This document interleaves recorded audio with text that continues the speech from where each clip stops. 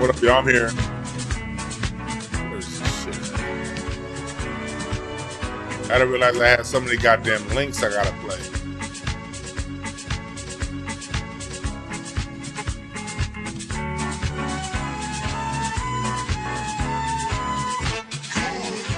I didn't realize I had so many links for today's show. Like, shit.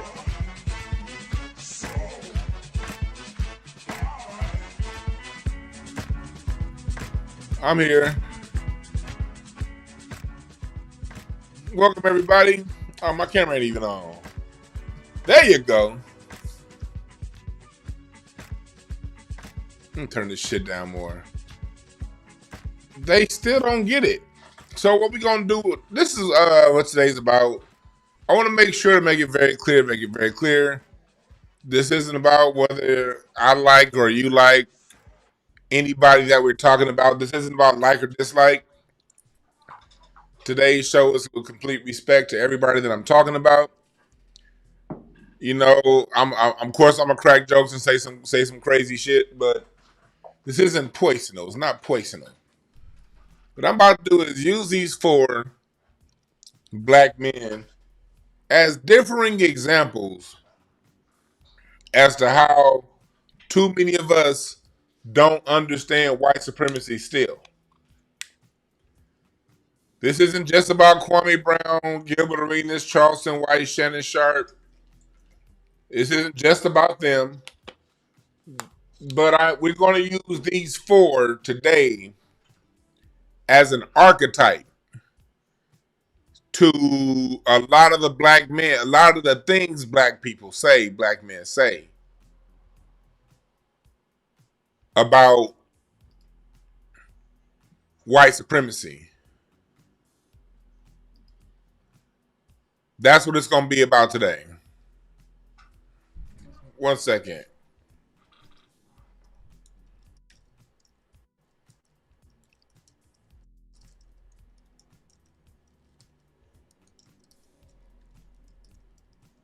One second. Yeah.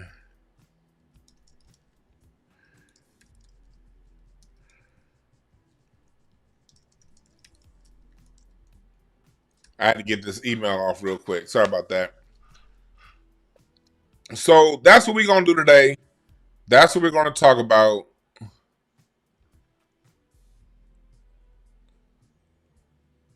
What's up, chat room? What's up, Dexter, humans, Biggie, everybody up in here, Shayla. For some reason, everybody's name is showing up different than usual. I don't know. On my end. It ain't y'all's end, it's on my end. Y'all names are showing up differently on my end. It's just weird. But anyway, welcome everybody. Welcome everybody. Welcome everybody. So let's use these modern examples as to how the confusion of white supremacy works. All right. This all started. Let me see here. Report. This all started dealing with two things: the Cincinnati brawl that happened and the Hulk Hogan incident. And I want to talk about some things. I'm gonna start off with Charleston White and what he said. Now, Charleston White, like I said before, like we should know by now, he plays a character. He's a character. The internet loves him. He's polarizing, love him or hate him. I don't care what you feel about him. You know, I've gone on both sides, but I'm at that point now where I'm honestly neutral on Charleston White. I don't love him. I don't hate him. To me, he's just somebody who exists. But the narrative that he pushes gets propagated throughout the internet. So from time to time, if he's pushing a narrative, I'll speak back against the narrative. I'm neutral on Charleston White, you know what I mean? And that's growth, you know what I mean? There was a time that I really loved what he was saying, then he said some things that really pissed me off. And then one day I sat down, I was like, what the fuck is you getting happy or mad at over some nigga on the internet? And I had to check myself and be like, yeah, whatever, you know? Because that's where I like to be. I like to be in that neutral space. I don't give a shit if it ain't affecting my bottom line. But let's go into a narrative that he's pushing. And I'm using this as an example because what he's about to say is something you hear black people say a lot about racism. And I've heard Kwame Brown say almost the exact same thing, even though these two don't get along. I've heard Kwame say basically the exact same thing about racism. And a lot of black men, listen up. White people by the motherfucker. 99 to 100% of white people never owned a slave that's alive today. So fuck. 99 to 100% of white people alive today never owned slaves. And back then, only a small portion of white people owned slaves. So how you gonna be mad at all white people? Because they got hired as the supervisor to oversee. The hell you talking about? Even the black supervisor put the whip on the nigga. So how you gonna be mad at the white nigga? He play like he the manager and mistreat all the other workers he don't like. So I don't want to hear shit. Nigga, Hogan is a legend, and don't nobody want they dog slave. And back then, that's alive today. You nigga mad at white people by the motherfucker. 99 to 100% of white people never owned a slave that's alive today. So that part right there. And that's a talking point that honestly I heard first come from the right side, the white supremacists. That's a talking point that you'll hear on Fox News a lot. That's a talking point that you'll hear even on MSNBC. White people never owned slaves. I never owned slaves. My family never owned slaves. So how can I be racist? Slavery was a long time ago. How can I be racist? Let's answer that. When you are dealing with a system called white supremacy, that's what the system is about. It's not about whether you like somebody or dislike somebody. It's not whether or not somebody likes or dislikes you. Like and dislike have absolutely nothing to do with the system of white supremacy. And that's something that a lot of times we as black folks, where we get confused, because we're very emotional people. And not only are we emotional, and that's not a bad thing. We as a race of people, as a race, we connect heart to heart. That's how we are. That's why we say things like, when we're talking, you feel what I'm saying. Our music is feeling based. You know, it's about how it makes you feel. You know, we're a feeling type people. And we feel if we connect on a certain level, there's a certain level of kinship. That's our culture. Now, culturally, the Caucasian, they don't connect on feeling. They connect on things you can touch. You know, tangible items, laptops, values. 99 to 100% of white people. Culturally, and this isn't about like or dislike. This isn't about whose culture is better than the other.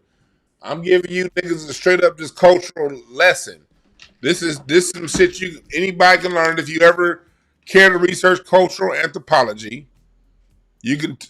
What I'm telling you right now is shit that I learned in college. Like this isn't about how you feel about somebody. Okay, I don't do that bullshit ass talk. But culturally, the Caucasian, the European, their connection is task based. It's transactional. Your value, that's why when you deal with white America, if you ever go in their circles, when we're not around, even when we are around, sometimes we get offended, but this is how they are with each other. Their first comment is, what's your name? The second question in European society is, what do you do? What's your name? Hey, my name is Ralph. Hey, my name is John. So what do you do? Press number one. If people who are in the chat who are socialized, y'all know what I'm talking about. You ever spent time around other cultures? I ain't talking about at work, because a lot of you niggas think, oh, that's my homie from work. I'm talking about outside of work. culturally, that's how they get down. What do you do? And that's how they are. See, as black people, we'll take what do you do is, hey, nigga, you in my business. That's not really a cultural thing we ask off top. We black folks, we can know somebody for 5 years and not know what the hell they do. We feeling, we connect. But they judge on what do you do. That's why being a police officer is seen as such a lowly job in white America. In their mind, you got all that whiteness, and the only thing you do is become a cop. In our society, we tend to look up to, like, if we have black folks and family that's cops, those are generally some of the higher income earners with it across our family. The people who are police officers.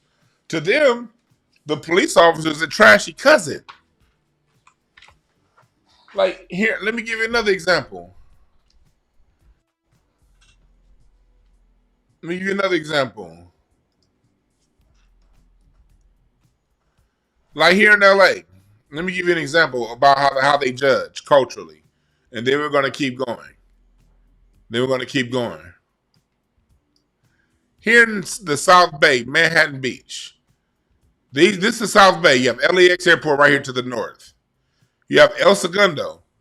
This is considered a ghetto. This is where the trashy whites live.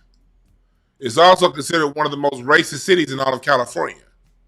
This little small city in between Sepulveda and the beach. And the Hyperion Bay where all this shit in LA comes to. And the airport to the north. And an oil factory to the south. So El Segundo is surrounded by oil, an airport, and a shit factory. So that's considered the ghetto of the South Bay. Then you deal with Manhattan Beach. This is the high rent district of the South Bay. When you're down at Manhattan Beach, these are the ritzy ones. These are the ones they say there's more professional athletes that live in Manhattan Beach per capita than any city in the world. And this is where you find the famed Bruce's Beach. This is Bruce's Beach that just got returned to them black folks that they got hustled out of. This is the prime area. Then you got Hermosa Beach, ghetto. You'll find liquor stores here. And then you got Redondo Beach, back to uppity class. Do you know that between these four little small cities along this strip of land, oh yeah, and then the really high rent district, Palos Verdes, that's now being gentrified by Asians. But in these four cities, your social circles depend on where you live. If you're in Manhattan Beach, you don't socialize with those who live in El Segundo. And you definitely don't socialize at Hermosa Beach. You may have some friends in Manhattan Beach. You may have some friends in Palos Verdes. But if you're in Manhattan Beach, if you're to they call this the North. If you're in the North, you shit on everybody else in this South Bay. That's how serious they are when it comes to how they judge people socially. They're all outside of the ghetto. They're all on beachfront property. But what area of the beach do you live on? That's how they socialize. Same thing in Beverly Hills. When I used to do mortgage banking, I used to see this shit all the time. I did a refinance for a house over here in Beverly Hills. You got you got the flats of Beverly Hills.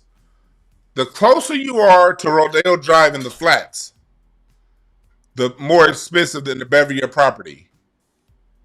Here's a Rodeo Drive right here. If you're in the flats of Beverly Hills, you better be living close to Rodeo Drive. Because the further you live from Rodeo, the lower your property and the lower your social standing. So one day when I was doing mortgage banking, we repossessed a house over here. It was people they fell behind on their house. And we took back over. We had a second on the house. I'm not going to show you the particular house because of HIPAA violations. But it was somewhere on this block right here, Elm Street. It was somewhere here on Elm Street. And do you know that the house, it looked a lot like this house. I'm not saying it was this house, but it looked a lot like that house, okay? It was one of these houses here on Elm Street. Do you know that we lost over $1.5 million of valuation on the original appraisal because of the distance from Elm Street to Rodeo Drive? Crazy part about it was when we took that house back, these folks who was living up in the house, do you know that they took the floor, they picked up all the marble flooring, they took the marble toilet, these motherfuckers literally took everything except for the sink.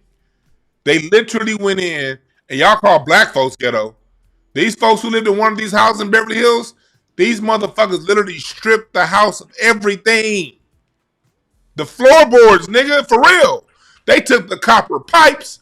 They took all that shit with them. And you really ain't shit. And the same here with the Hill. The closer you live to Sunset, the more value the property.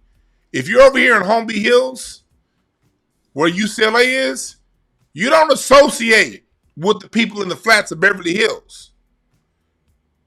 And if you're here off Sunset, you better be living in the flats. You better be living right here off the 100 block of Sunset. Because the further you go from Sunset up the hill, the lower the valuation of your house. So you think further up the hill, better house. No, no, no. You live way the fuck up here in Beverly Hills, and you got to do all that twisting and turning? Shit.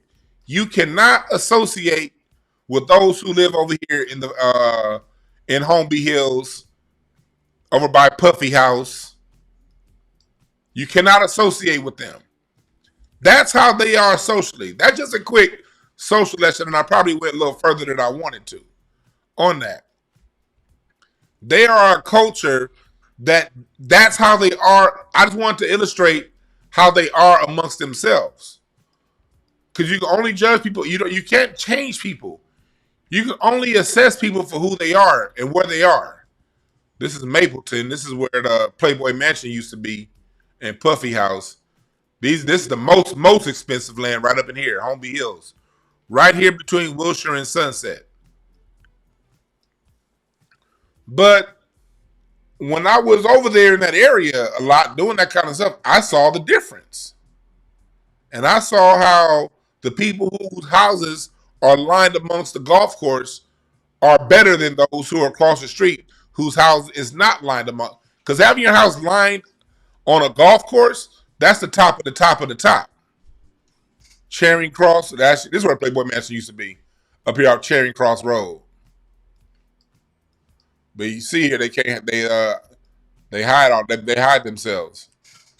Well, anyway, back to what we're talking about with Charleston White. When it comes to us as a people, we get into like, dislike, and that's where we don't understand white supremacy. White supremacy is a system that really started over here in Europe, and it's a rehashing of the feudalist system. Do people let me put up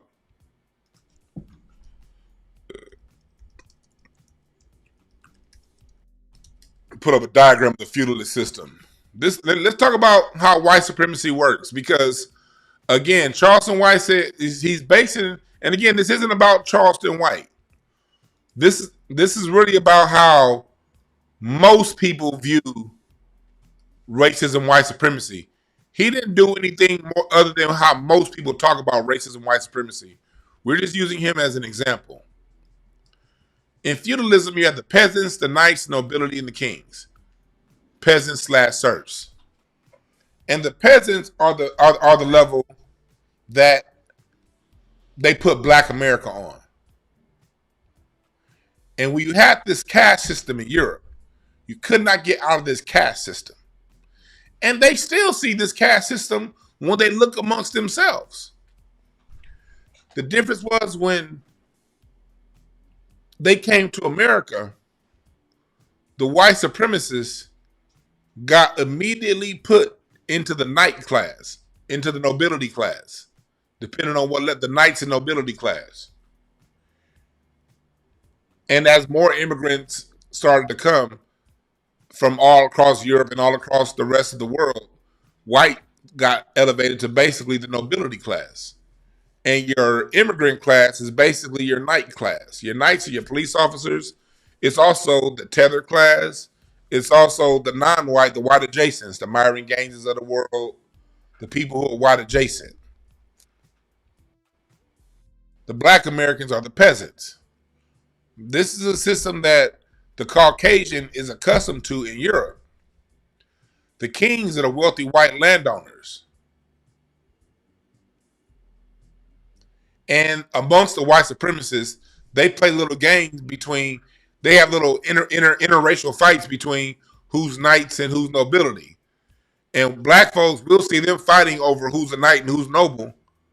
But we don't understand that they'll turn on the nobility and the knights will unite together to make sure the peasants stay on the bottom.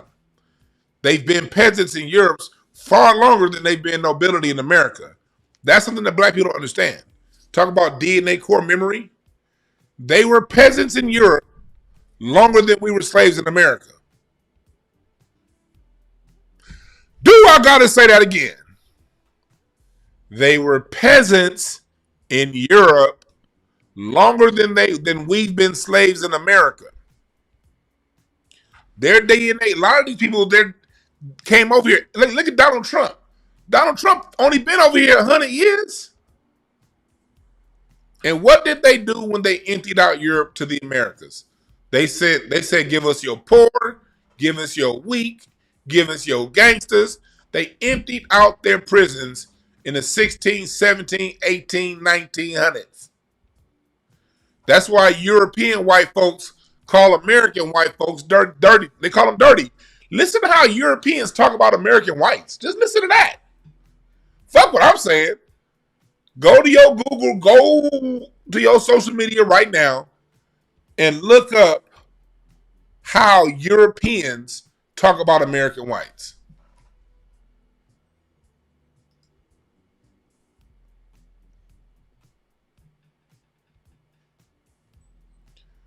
Again, this isn't about Charleston White, Kwame Brown, Shannon Sharp, and Gilbert Arenas. It's about using what they're going through right now to talk about how this system that we live in works. And hopefully these brothers hear it and get things straight before white supremacy comes for you, because it comes for everybody. Whether you coon or not coon, it comes for you.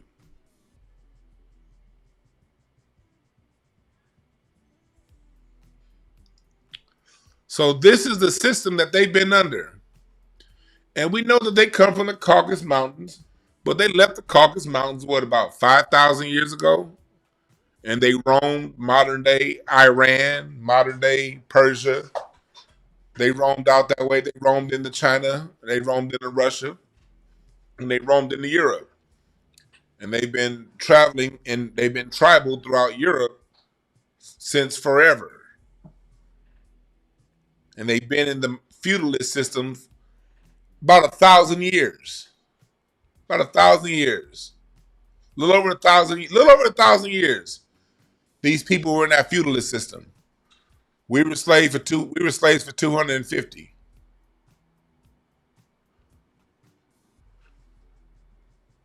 So we have to understand that this is a survival thing. This isn't about us hating them or them liking us. They're not going back to being serfs. Period. The European culture is hierarchical, a pyramid. Our culture is more communal when it's uninterrupted. It's a true democracy. Our culture.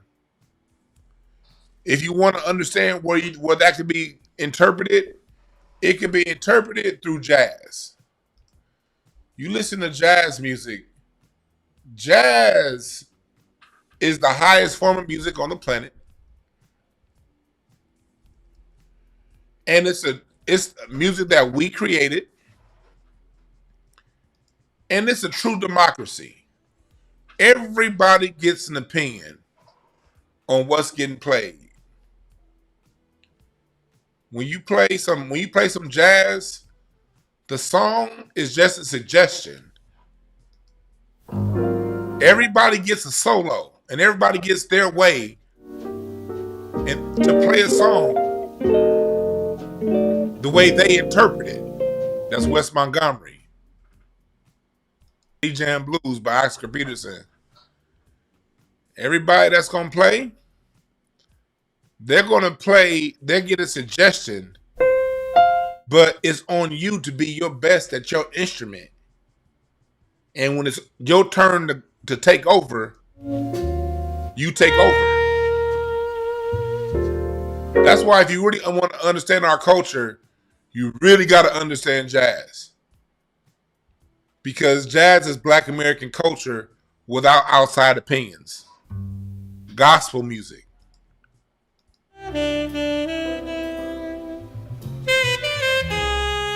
Miles Davis didn't tell John Coltrane what to write. He just said, these are the chords. Now play your thing. And that's how our culture exists. So in our culture, that's communal, that our culture is a culture that you got to prove yourself, though. Not only is it just communal, but you got to prove yourself worthy to speak. If you suck at your instrument, you can't play in that jazz quartet. The only way you get to this true democracy is if you study your ass off, work your ass off, and show yourself approved. Same thing in basketball. Triangle offense. The flex. You got to be able to play within the system, but you have to also be able to be so good at what you do at your role. When it's your turn, you shine in the system. That's how our culture works. Their culture is dictatorial. I'm pointing to you. You do this. You do that. And so when you have a clash of culture, a culture clash, a culture of communal, and a culture of hierarchical, the hierarchical is going to win. And let me tell you why. Because the reason why the hierarchical is always going to beat the communal if neither are aware of what's going on, because when somebody decides to take over and take control, and they're doing that against a group where no one's accustomed to taking over and taking control, they're going to be able to divide and conquer that group every time with small numbers. If I come from a culture of dictating and assuming control, because power is never given, it's always taken. Power is always taken. Power is always taken. Power is always taken. When you have these clashes of cultures, if the culture that's communal, that understand, okay, this is the fight. Oh yeah, they'll elect somebody and they'll elect somebody, get a leader, and whoop their asses. And every single time we as Black people took them serious and took them on in a fight, we've won. The issue is we don't take the shit serious. We're in our communal world, minding our own goddamn business, fighting amongst ourselves. And when that culture that's always used to competing amongst itself, talking amongst itself, gets confronted with a culture that's used to dictating terms, who's going to win that cultural clash? The culture that's being subjugated has to understand the culture of the subjugator. And once you understand the culture of the subjugator, you'll understand what to do. And that's why, if y'all notice, we don't see movies about Europe in the 7th century, do we? There are no TV shows about the Caucasus Mountains 2,500 years ago. The last thing they want is to use their propaganda machine to show explicitly how their culture works and how they got to who they are right now. They're not going to show you that they're propaganda mill. You got to open up a fucking book. Problem is, when you open up books, people like me that open up books, you'll have a whole bunch of niggas saying, that's racist. And that's why we have in today's conversation. What is racism? Racism is not about who like you, who you like. It ain't about none of that soft, sissy ass shit. It's a business. It's a system that cares how nobody feels. Yeah, perfect example of difference in black and white cultural organization, the movies Drumline and Whiplash. I'm gonna check that out, DeAndre Mosley.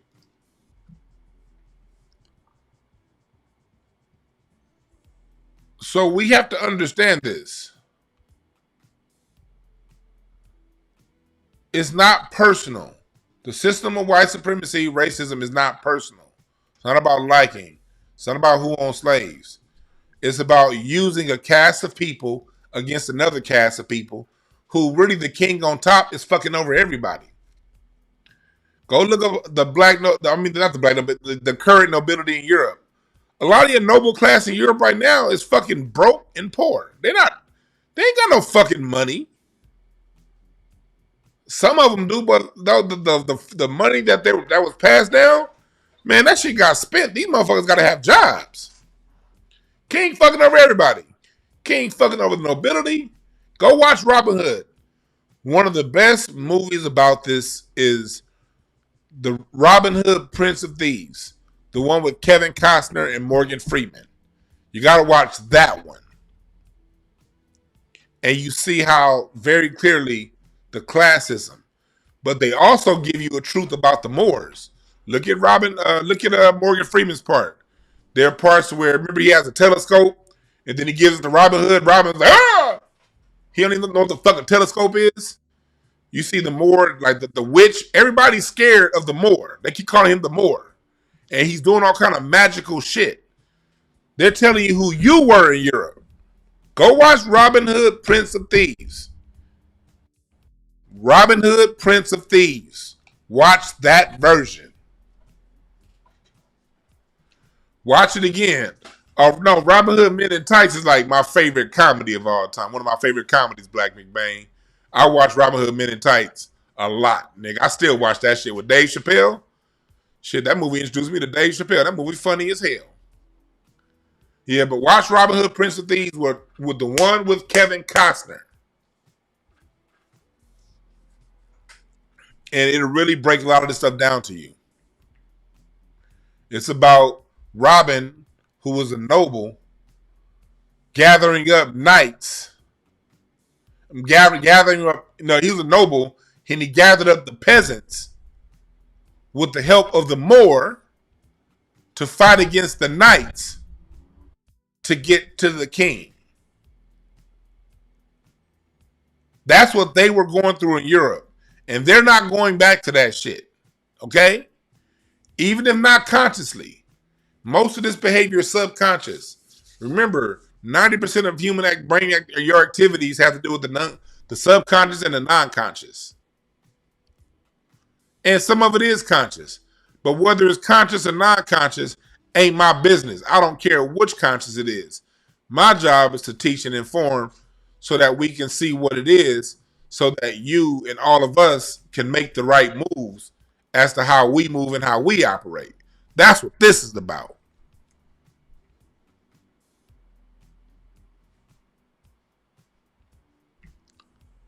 Somebody said it sounds like an alphabet. I could tell Fresco Live, you're under the age of 30. If you were around in 1992, you understood.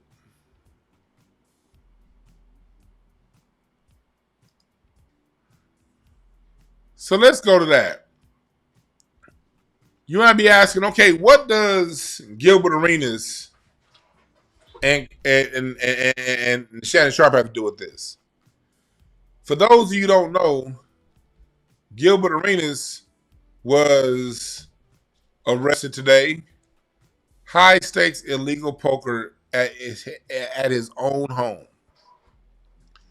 He's another archetype of who we're talking about here, Gilbert Arenas. The dumb nigga. This is the other person that don't understand white supremacy. The stupid nigga.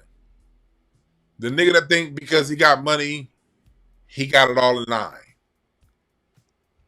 And oftentimes, Gilbert Arenas actually does have money, Most of these niggas don't have money. They just go around oblivious to what's going on. Ain't worried about nothing in life.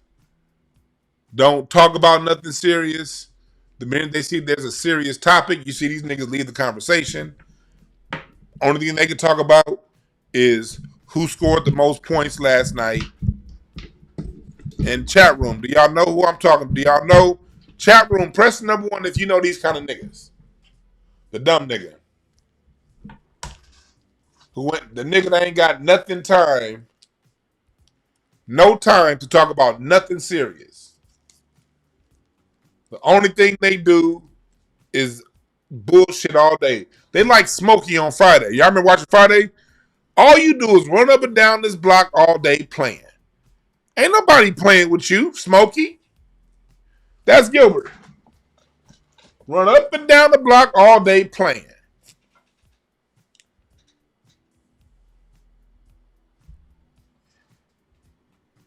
This man had Israeli mobsters doing, and he may not have known that these were crime figures. Gilbert's stupid. I'm sure. I'm like 99.9% sure he did not know these were Israeli crime figures. He probably thought, oh, this is a white boy with money. You know, niggas get turned out when they see a white dude with money. The number one way to impress a dumb nigga, is to put a white person in front of them with a lot of money. All other senses go out the window. You see it all the time on Adam 22.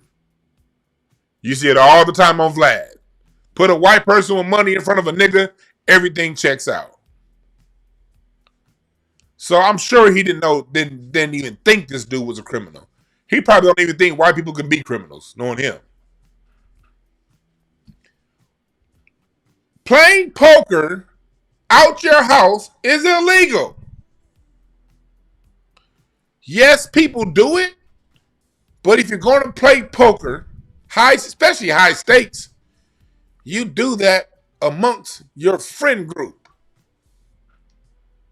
I'm going to go out on a limb and say somebody named Yevgeny Gershman is not in a nigga named Gilbert Arenas inner circle. I'm going to go so far as say Evgeny Torvisky is not in a nigga named Gilbert Arenas' inner circle. You may know him, may be cool with him. Alan Austria, 52 years old. I'm sure is not in the inner circle of 43-year-old Gilbert Arenas. Yaron Cohen. Chat room. Does it sound like a reach to say that these people of another race in different age groups are probably not in the inner circle of a Gilbert Arenas? Again, you know these people.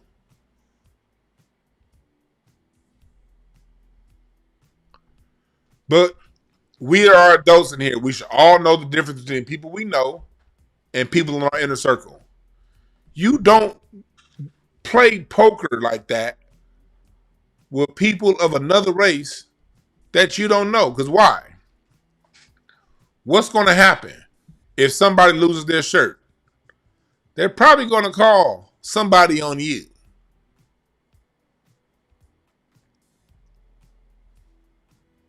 Culturally, we wouldn't do that to one another. But outside of our culture, people have no issues calling police on us.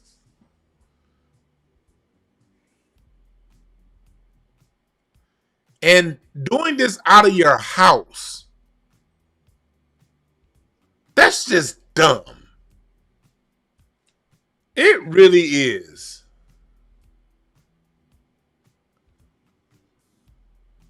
That's just stupid. But and that's why people ask me. They're like, "What would has any white people been caught or something like this?"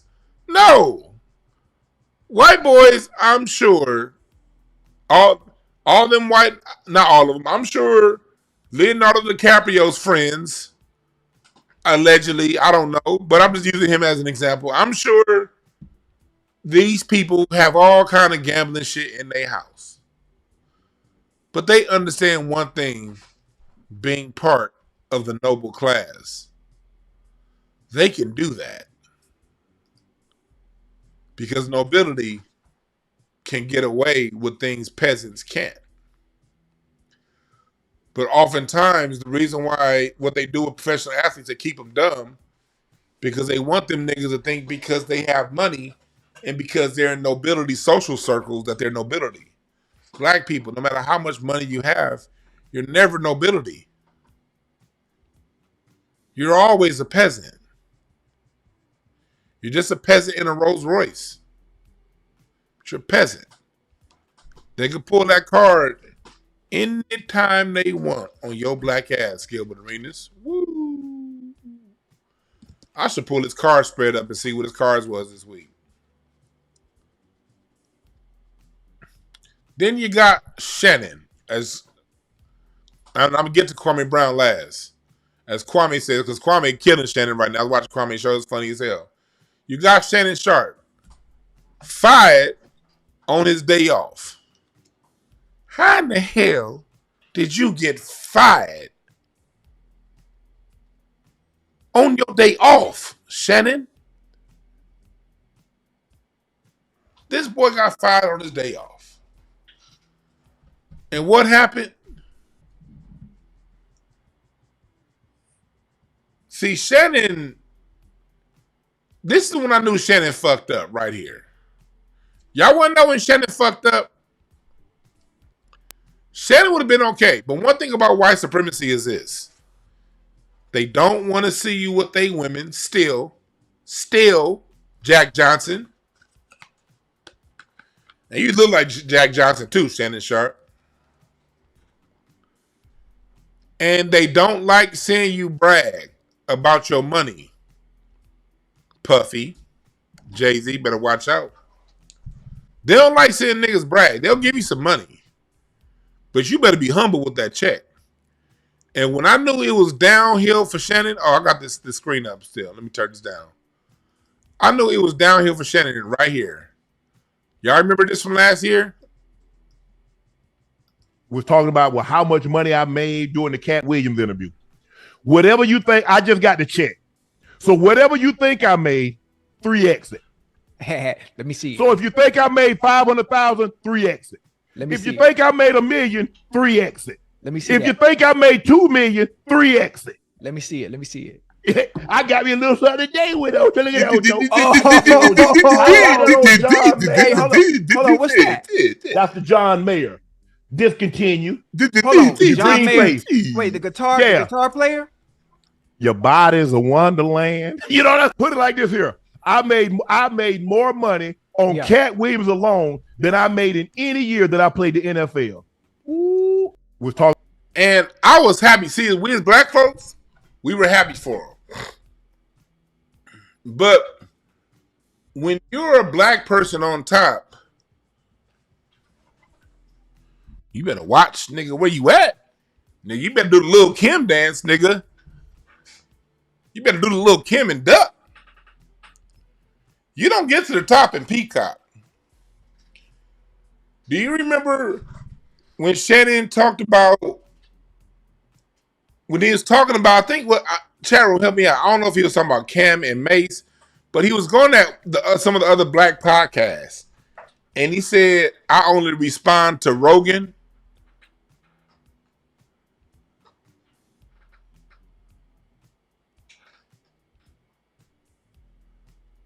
Do y'all remember that? When he said, I only respond to Rogan. And then he turned around and talked about how much money he made. When you are dependent on the system don't like that. Now, will Shannon be okay? Yeah, Shannon will be fine. He did the right thing by creating Nightcap and his show. But ESPN fired him. there were no criminal charges. He settled, all is well, and they still fired him.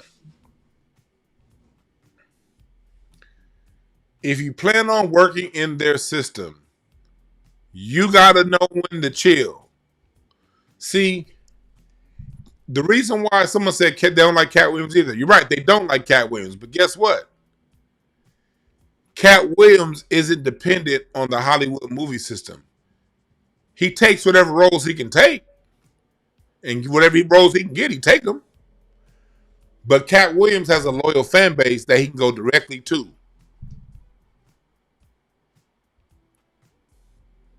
And one thing about arenas, as long as it ain't a whole bunch of, you don't bring a rowdy crowd, you're going to get the arena.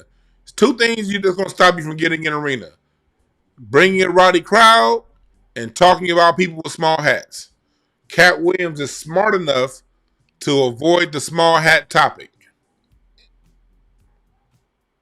He's smart enough to avoid that topic. So as long as he avoids that topic, and as long as this crowd stays peaceful, he goes directly to his audience.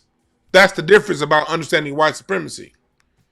If you want mainstream validation, if you want to be a part of their system, when you get to the top, you got to be real quiet. That's why I'm not too mad at what Stephen A. Smith, even though Stephen A. Smith is a bootlicking coon, what did he say? When he got that big contract, the first big contract, not the one he just got, the one before that, he said, when I wake up, the first thing I do is think about how to make my bosses money. And after I'm done making my bosses money, I try to figure out how to get a little of that for myself. And yeah, that's why Stephen A. Smith got a second big contract. Because we can talk all the shit we want about him. We understand that Stephen A. Smith wants to stay in the mainstream. So he's not going to say certain things.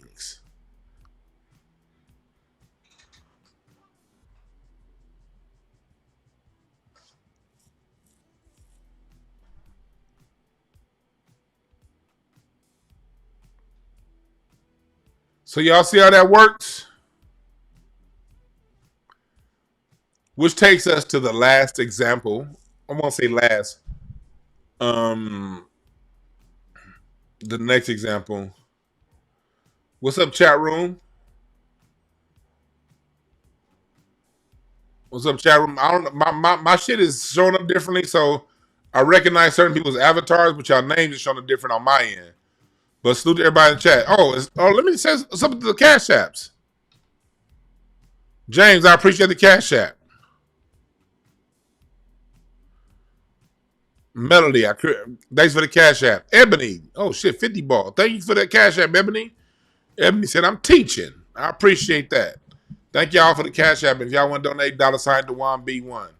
$DewanB1 if y'all want to donate on the Cash App. Appreciate it. But let's get to the next example, and that's Kwame Brown. And again, I don't have any issues with Kwame Brown. No problems with him at all. But we all know that,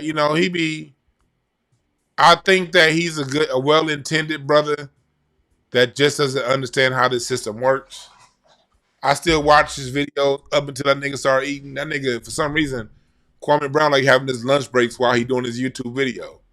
And I'll be interested in what that brother got to say sometimes. And then all I hear is,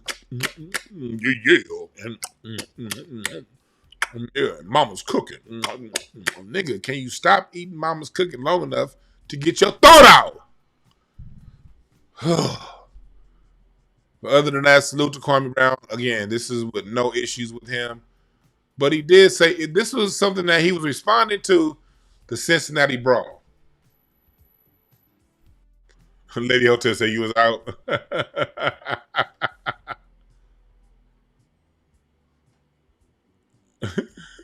Nubian Cutie said Gilbert Shannon are dumb as rocks. That's what. But that's their life. It is some dumb motherfuckers.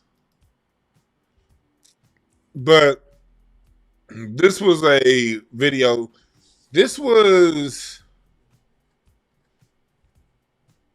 You said, hold on, TJ, what? You said he was streaming at a buffet last week? For real? I missed that one. I missed that one. No, I love people. I just like, man, when I talk to y'all, man, as big as I am, I'll never be eating when I talk to y'all because you come in to hear a thought. You're not tuned into my channel to listen to the conversation between my food and my mouth. That's a private conversation. That banana you just ate and the noises between that and the top of your gums is a private conversation. The rest of us don't need to be privy to that. When you're done with that private conversation, then come back and talk to the rest of us. And that's the only reason why I don't watch Kwame Brown videos all the way through. Because I like, I said, even when I disagree, one thing I said about Kwame is I disagree with a lot of things that he said, but I still appreciate an original thought.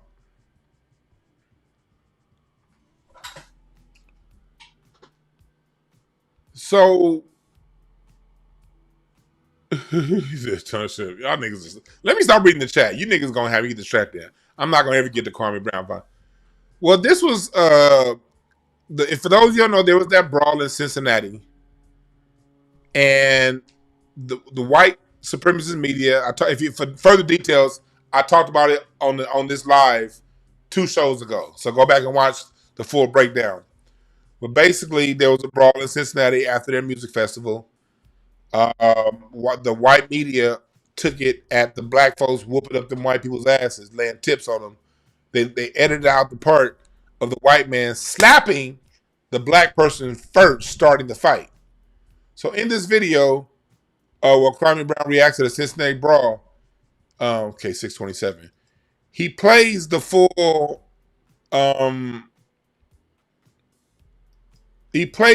clip from O'Shea Jackson where they played the full video.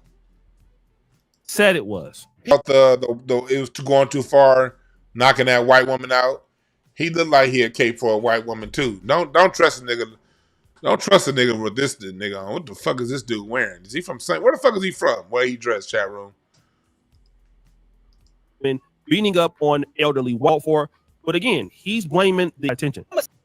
That part right there, that dude called him black, said, I don't care what the old white man said. It's not about what he said, it's the fact that he put his hands on him. Right here. So basically, I think either yesterday or the day before. Attention. I'm going to say it like this. The white man said, you don't say sucker no more.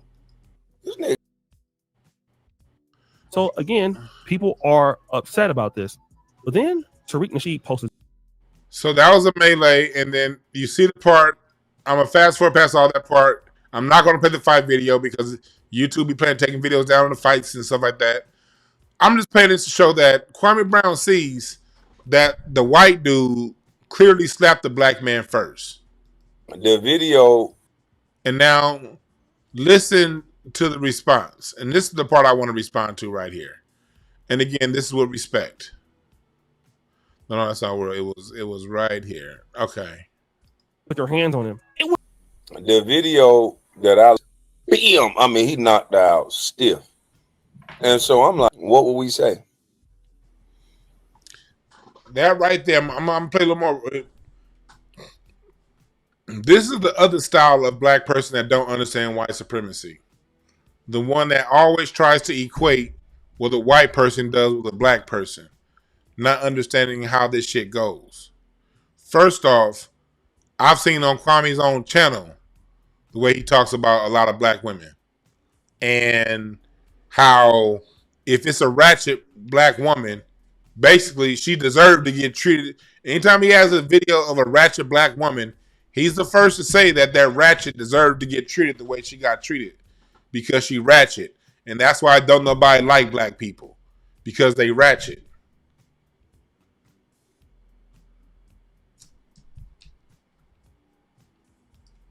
They play them games. Y'all said they messing with the stream? Here they go.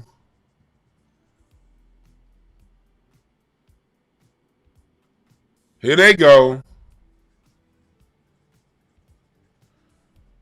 Let me know if y'all good. Make sure y'all refresh. If you're getting cut off, refresh.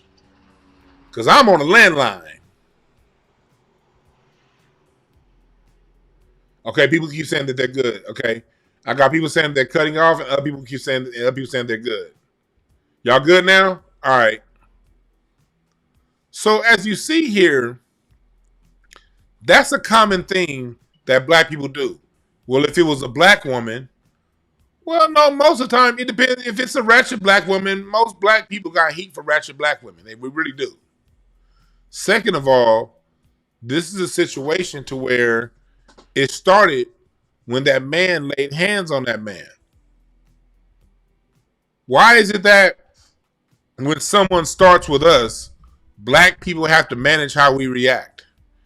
Everybody else in the world get to respond in kind. When black people respond, all of a sudden we went too far. We did this, we did that. No. Don't start none, won't be none. Kwame is also the first person to say that.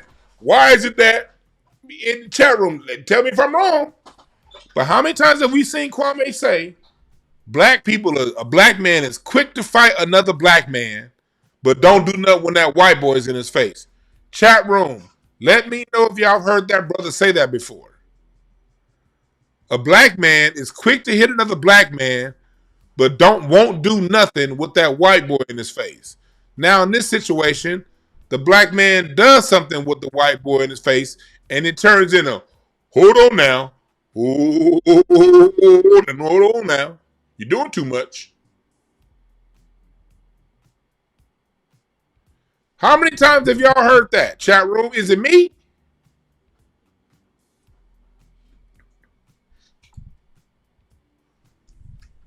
You say you just heard him say that today. Yeah.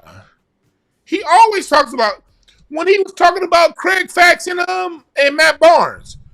When he was saying, Becky with the good hair, quick to fight another black man, but won't do it with a white boy in his face. Okay, well, the white boy got in his brother's face. He ran up and got done up. Now it's, hold on now. You're going too far. That's the other kind of black person that either don't understand white supremacy or don't want to understand white supremacy. The goalpost is always moved.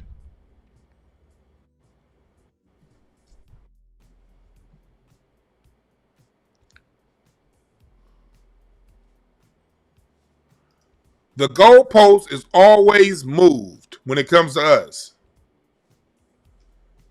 You're right. Damned if you do, damned if you don't.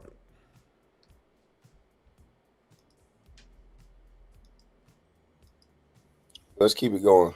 Because my thing is, you don't want to see any woman get done like that. I'm tired of people drawing a racial line when it comes to women getting hit.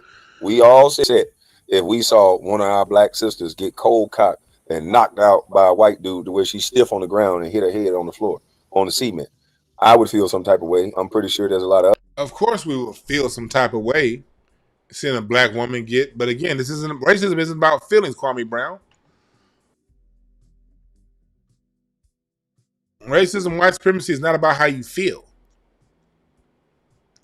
If a black man sucker punched a white man and another white man came and knocked out the black woman that he was with, what you would have been saying, Kwame Brown, is keep your hands to yourself.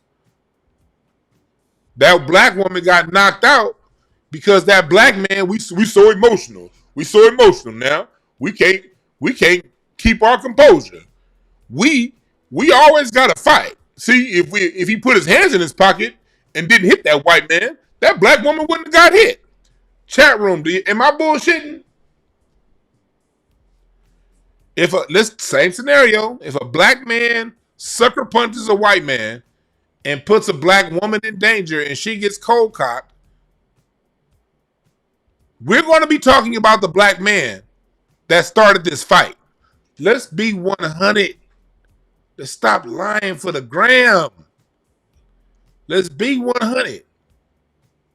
We could be 100 and not be whack.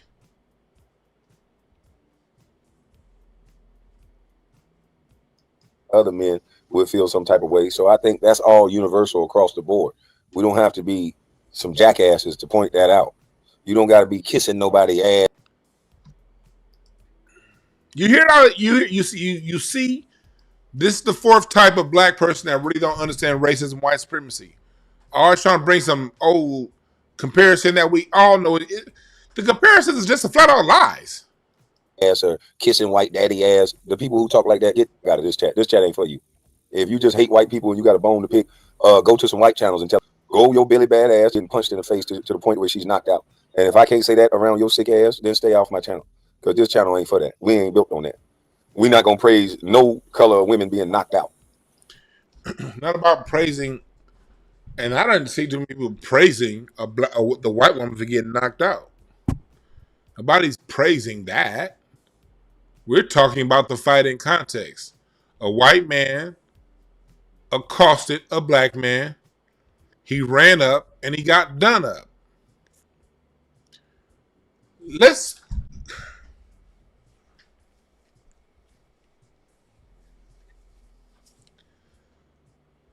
the reason why we don't promote violence.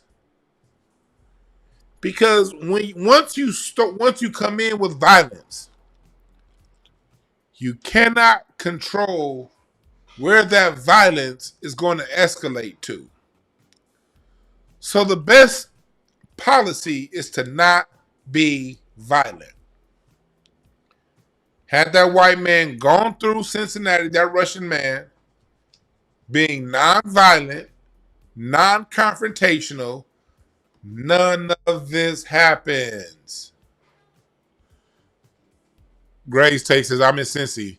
Your uncle just told you as a teenager how he had to fist fight grown white men so that my mother could walk to school safe. That's Cincinnati. Very covert racism that boils over into these streets. Right. Cincinnati, about a month ago, had them white supremacists on the bridge. Y'all remember about a month ago? It was them white supremacists on that bridge and the black folks run up on them. Y'all remember that? Let me see if I can pull that up.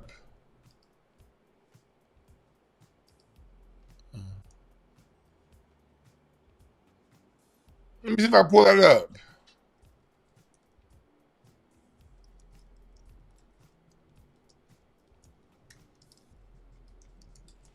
But here it is. Oh, 5 months ago. It was that long ago. Okay. Look at this. This is Cincinnati just 5 months Next ago. night, a disturbing scene in an Ohio suburb. A hate group dressed in all black and some waving Nazi flags gathering on an overpass in the Cincinnati area. They were confronted by residents of a historically black community. Here's ABC's Perry Russell. Tonight, the clash above a highway near Cincinnati, Ohio. Neighbors confronting neo-Nazis dressed in black, waving swastika flags on an overpass north of the city. In this neighborhood, we do stand for something. This here turf is golden soil, and it won't be tarnished with things like that. At least one neo-Nazi seen holding a long gun. Police shutting down the overpass, trying to keep everyone apart.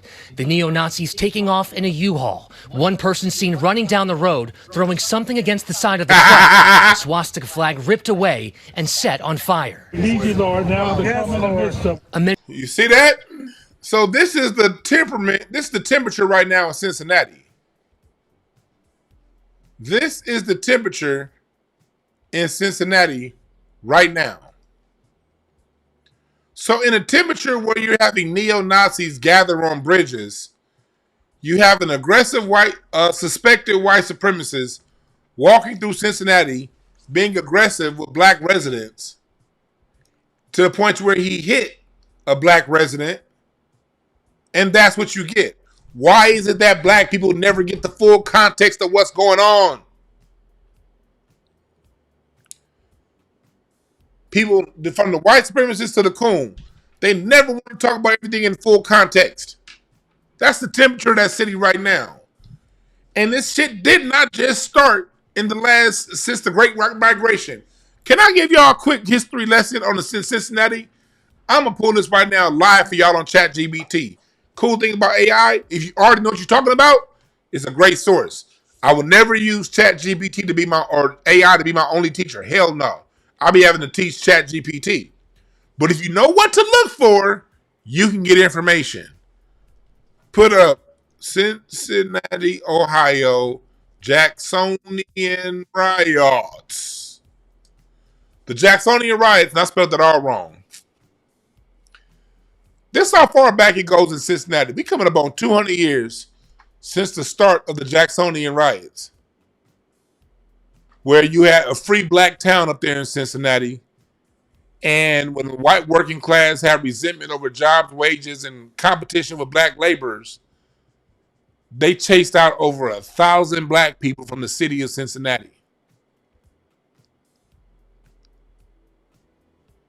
Again, 1836, another major riot in Cincinnati. 1841, even during the time of slavery when there was free black society, Cincinnati has been a hotbed in racial tensions coming up on 200 years.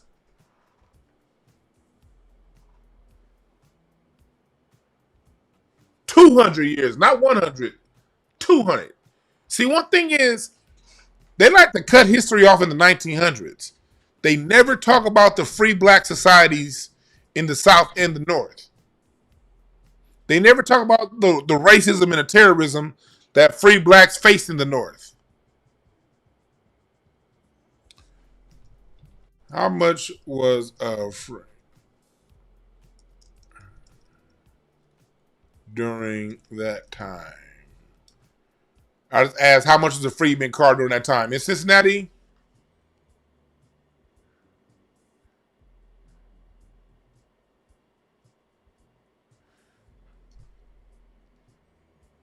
Look at this.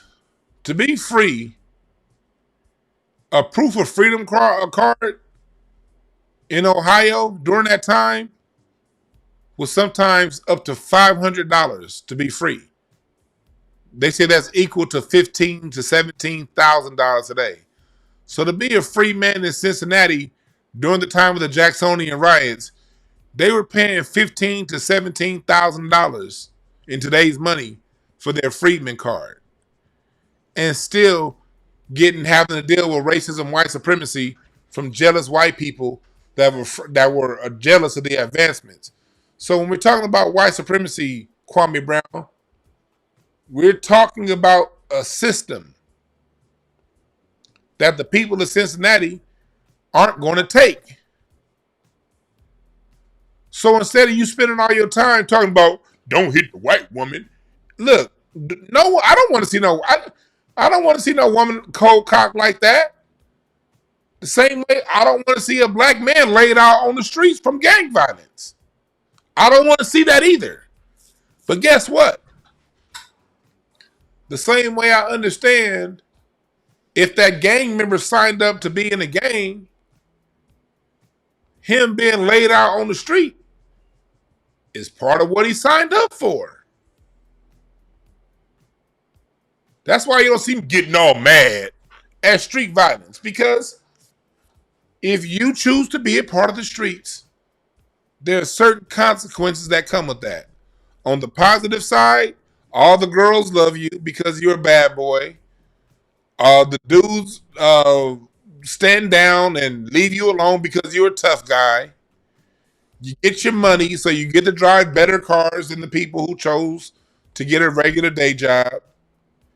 You get more pussy than a nigga that's working minimum wage. So you get those benefits. On the downside, you might end up dead. You might end up in jail. Somebody might steal your drugs and you can't go to the police to report. So now you got to go on the streets and put work in. There are consequences that come with that lifestyle. So the reason why, and I've heard Kwame Brown talk about, we never get mad. No, why would we get mad when that nigga chose to be that? If this nigga chose to put on that hat, represent that block, that's his choice. I don't want to see him dead. Hopefully that brother comes to reality before he ends up dead. Hopefully that's my prayer. Or in jail. But if he goes to jail, if he ends up dead, that's what you signed up for. I'm be like, damn, that's fucked up. But what can I do? You're with a crew of people who want to antagonize black people, and the people you with want to slap. I don't want to see nobody get done up. But if they run up, I gotta shut up. It's not about her. It's about leave people alone.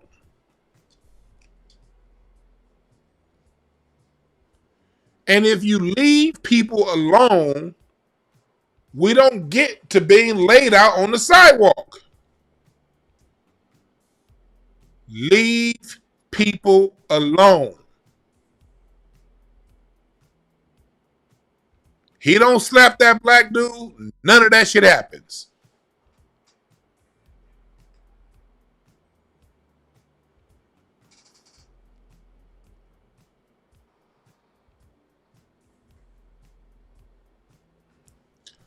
Somebody said, if you could name 5 things you can learn from the beast, I will subscribe. Hey, well, stay safe. Fuck you, nigga, and don't subscribe, bitch. I'm not here to tap dance for nobody. If you don't like what I have to say, then get the fuck out of here and don't subscribe. I'm not about to tap dance for your subscription, nigga. Who the fuck you think you are in my chat room telling me, if you do this, I'll subscribe? Shut the fuck up and get out of here and go to somebody that give a damn. Talking about if I do something, you will subscribe. Man, suck a dead donkey's dick for all I care. You won't fuck if you subscribe or not. Who the fuck you think I am? Bitch. Now back to what we talking about. So let's go over here. I was watching Piers Morgan before we started. And this goes into the lesson on white supremacy.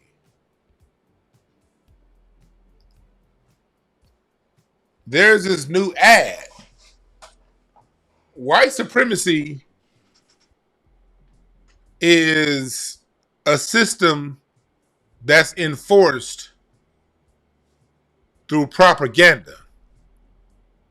And going back to what Charleston White said earlier, or Kwame Brown, along with the feudalism things, you hear like what Charleston White said. If I kept playing that video, he was saying that it's about capitalism. It's about capitalism. It used to be about white supremacy. It's about capitalism. No, it's not. It's about both. See, one thing a lot of black folks that are against learning what white supremacy is, and Kwame Brown fits into this, they think is one or the other. No, my brothers, with love. I'm not here to shit on neither one of y'all. It's both. Capitalism is the economic system. White supremacy is the social system. Economic systems need social systems to undergird the economic system. You cannot have a true socialist economy with a system of supremacy. You can have socialist elements, but if you're going to have a system of capitalism to where very few people on top make all of the money, a handful of, but the top, 3% has 70%, 80% of the wealth? Something like that. In order for you to have that, you have to have a social system that's in alignment with that. You got to have a social system that recognizes a few on top, and it's okay with large masses of people being fucked over. You got to have both at the same time. And through that social system, white is right, black is wrong.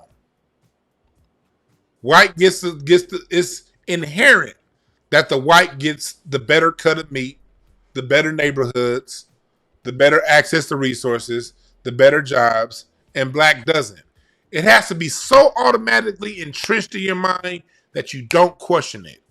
You never want people questioning the social structure, because with that social structure, the few that's on top, they get to rob the shit out of the white supremacists that think that they're better than those Negroes on the bottom.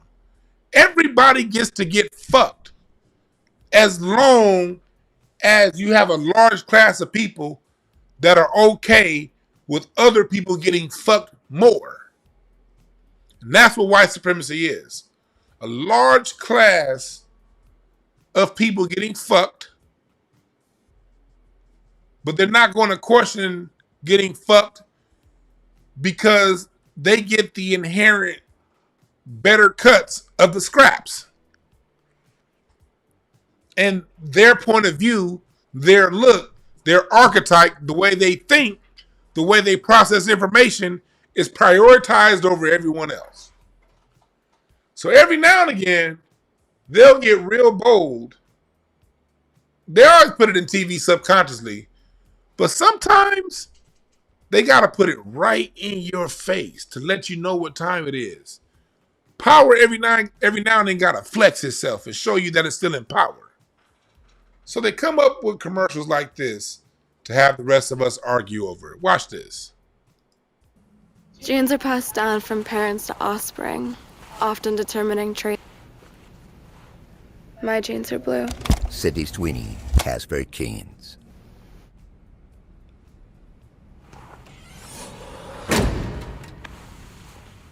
That's a flat ass. Sydney Sweeney has very genes.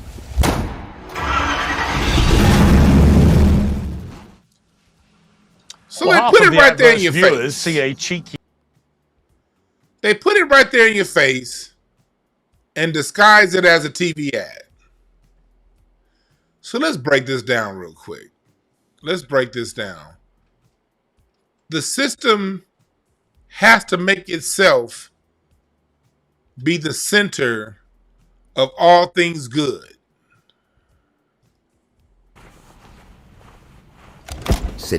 Let me back it up some more.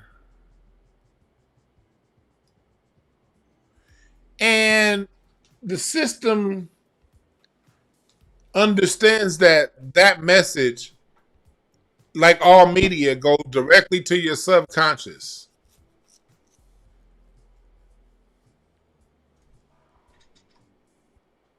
And what they're doing with this ad is multi-pronged.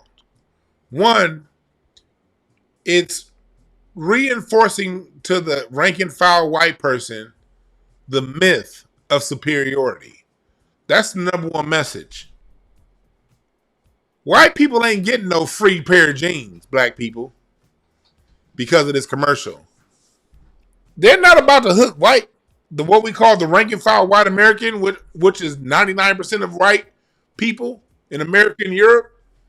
This does nothing for them other than reinforce an ideology. But we got to remember, a lie has to constantly be reinforced. The truth stands on its own.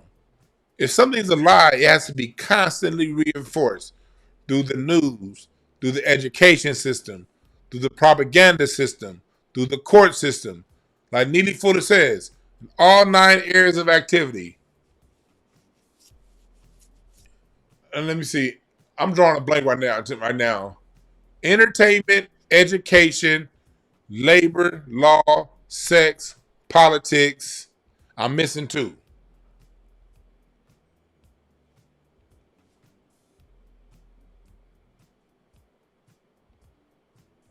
They got to reinforce this lie to them of superiority. So that's who the primary audience is. You saw at the end of the commercial They showed a picture of her flat ass. So they obviously are not marketing to your black ass. Yeah, religion and war. Those are the two that I miss.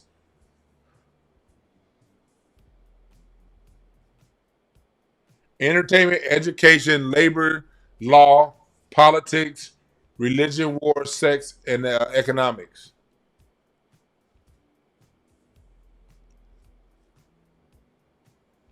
So we see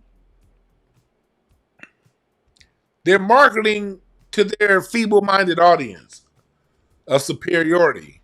They're using the lie of superiority to sell jeans to women with flat asses.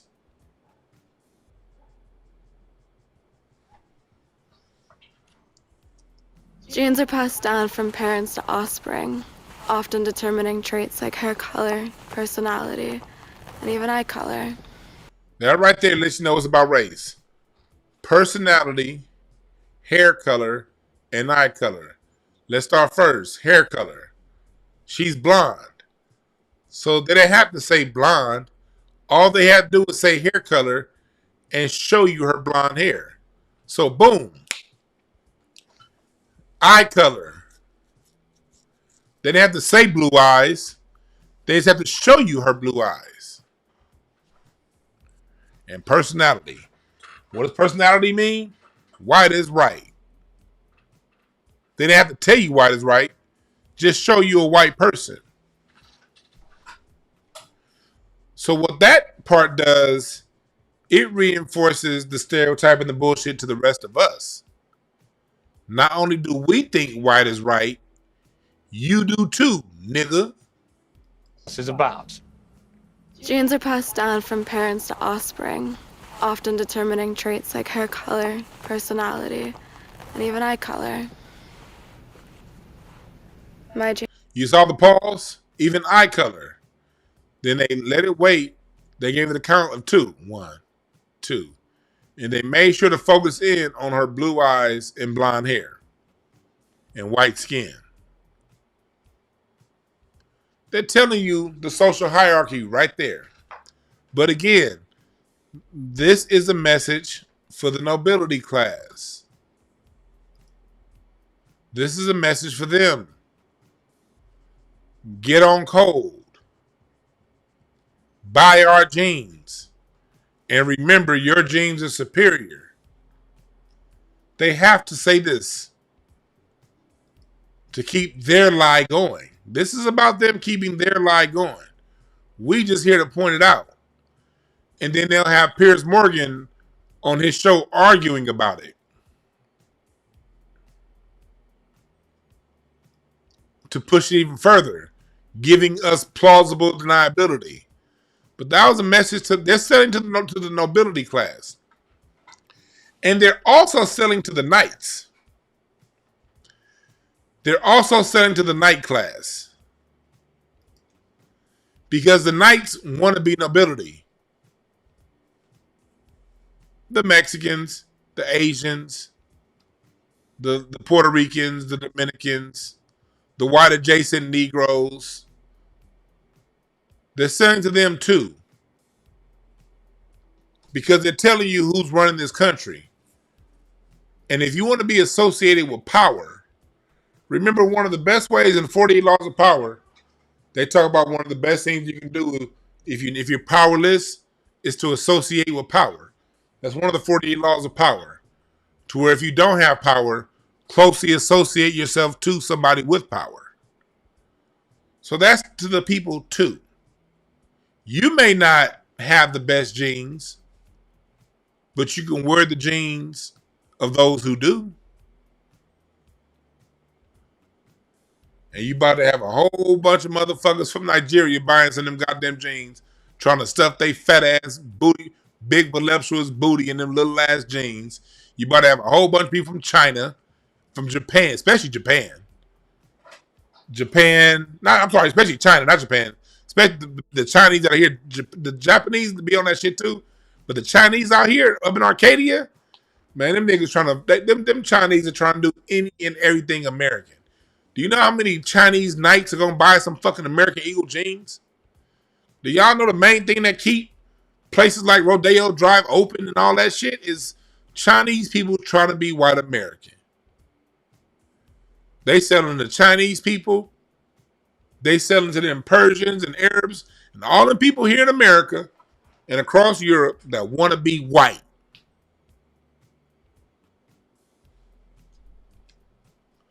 I'm glad I saw this comment because I wasn't even looking at the chat room. Somebody said we should stop calling them white supremacy. Piper 1727. Please, my brother. Please, please, please, please, please. Please read Neely Fuller. Please, my brother. And this is a recommendation. If you don't want to read Neely Fuller, watch his videos. Rest in peace. He passed away this past February. But his videos still live on the internet. We're not calling no individual white supremacy, Piper 1727. We're calling a system white supremacy. Okay? And as long as you're running around thinking that white supremacy is a personal thing, that it's about people, you're going to continue to be manipulated by white supremacy. Going to continue to lose. Because that falls right in line with what I was saying earlier about with Kwame Brown and Charleston White. It's not about disliking people. It's not about saying a person is superior over you. It's about saying the system, the social system, the social system, the social system, the social system, how it's configured. No one in the days of feudalism was going around saying, man, it ain't about feudalism and I'm better than feudalism. Feudalism can't do nothing to me. No, feudalism was the system that kept peasants, peasants, knights, knights, nobility, nobility, and kings, kings. White supremacy is a system that is a social stratification system that keeps groups in a particular caste based on the color of their skin, with white being the top color in the system. It is a color-coded system. If you look up the Kerner Commission report, and this is about a system. This is about a system. I'm going to keep saying that. It is about a system. Can I say it again? System. It's about a system. It's about a system.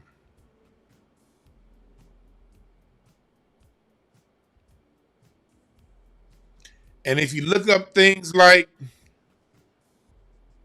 here we go. Is this it? There we go. I'm glad I saved this. The benign neglect policy. This is an example of how the system works. When they had the benign neglect policy, January 16, 1970, which is on the heels of this Moynihan report, it's talking about Black Americans and the headway we were making in the late 60s. And this was something that was a memo that was shared to slow down Black progress. And in this report, it's only a 7-page report. I encourage everybody to read it. It's called the benign neglect policy. It says here on one of the last pages, here it is on page 7. The time may have come when the issue of race could benefit from a period of benign neglect. The subject has been too much talked about. The forum has been too much taken over by hysteric paranoids and bloodlers on all sides. What they're telling you is, during the 60s, Black Americans were hyper-focused on the system of white supremacy and race. And our hyper-focus on race got us making headway, and it got us making changes. So, in order to thwart that progress, They said we may need a period in which Negro progress continues and racial rhetoric fades. The administration can help bring this about by paying close attention to such progress as what we're doing, while seeking to avoid situations in which extremists of either race are given opportunities. No more Dr. Kings is what they're saying. No more Fred Hamptons. They had just killed Fred Hampton a few weeks prior. So they said greater attention to Indians, Mexicans, and Puerto Ricans would be useful. It's telling you right here, you know what? Let's stop focusing on race and the black people, and let's focus attention on these buffer class groups. Going back to my diagram here, on the nobility system, it was saying, let's stop focusing on the peasants and let's give attention to the knight class and those classes, and let's prioritize the needs of the knights while ignoring the peasants. Because the system is about keeping the king, the white, the nobility, the white on top. In order to keep white as a supreme, as the people like Abraham Lincoln said, white people are entitled to the position, their position in America.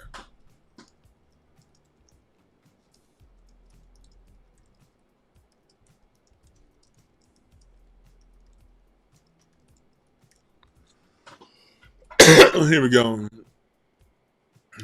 The Lincoln Douglas debate. This is the reason why we use the word white supremacy. And I didn't go back to see if that dude was arguing or not, because I don't care. I'm not arguing back and forth with the chat room. Either you gonna sit back and learn, or my chat room goons. Corey got the chat room goons. What should I call y'all in the chat room? I ain't gonna take Corey's name. I'm not gonna take the 5150 name. The chat room goons, that's straight up 5150. What should I call y'all? But you niggas is gonna take care of anybody coming in running their mouth.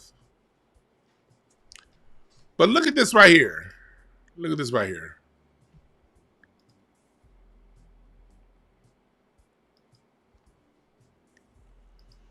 Kwame, if you're in the chat, how many people in the chat to come up with a name for the people in the chat? I want y'all to name it the chat room scholars. Yeah. I'm gonna call y'all the chat room scholars. Y'all can go at it with the chat room scholars. The chat room enforcers.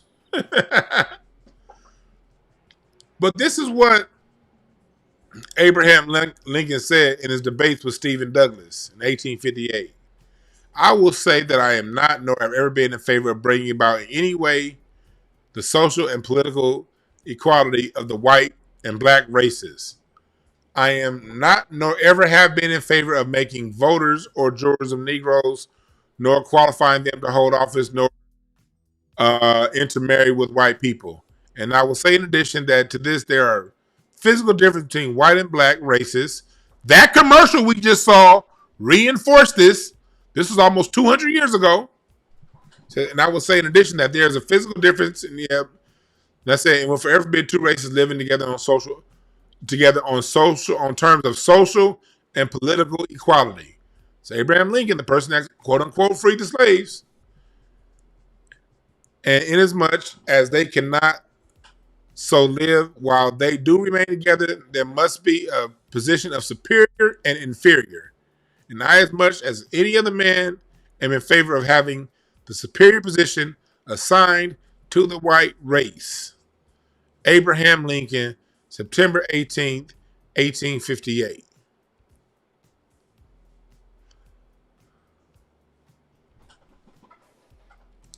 When did that change? Let me give you the answer. It hasn't.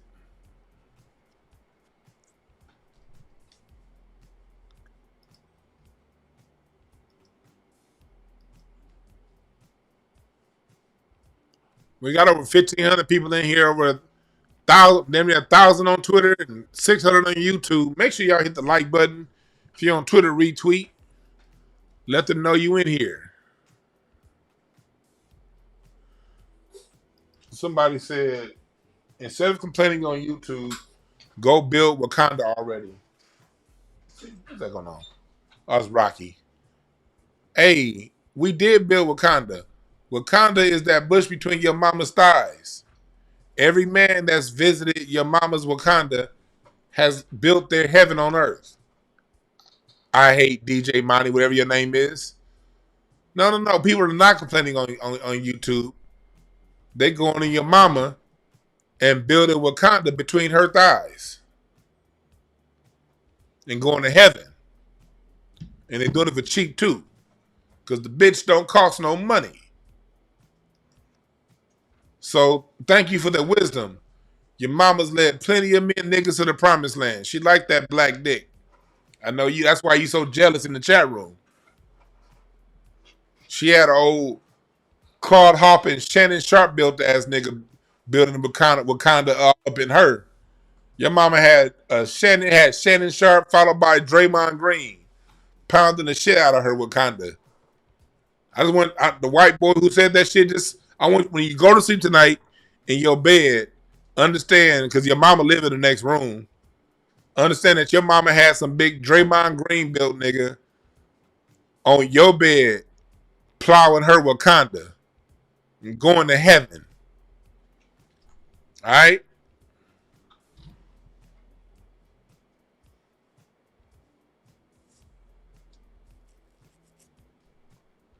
That's right, everybody, brother, knocking them pipes loose. That's what's going on right now in your mama's Wakanda. Coming in my chat room with that bullshit. Well, tell it like it is. You made a good point. My bad. He said, but lakes in that land, in that promised land, smell like hot dog water. You might be right. Yeah, you're right. You're right.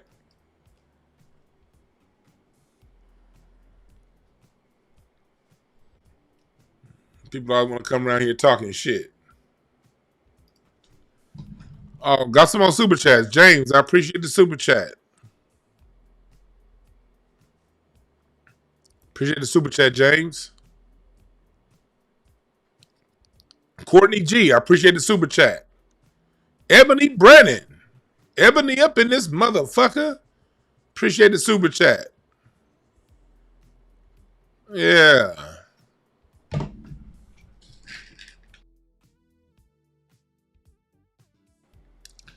Now I gotta get up out of here, y'all. I'm gonna be editing my documentary tonight. Got some editing to do with my documentary.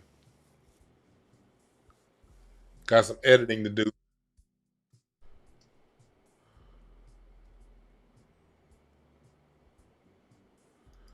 Larry said, "Troll Patrol." Larry, you corny. Fuck you.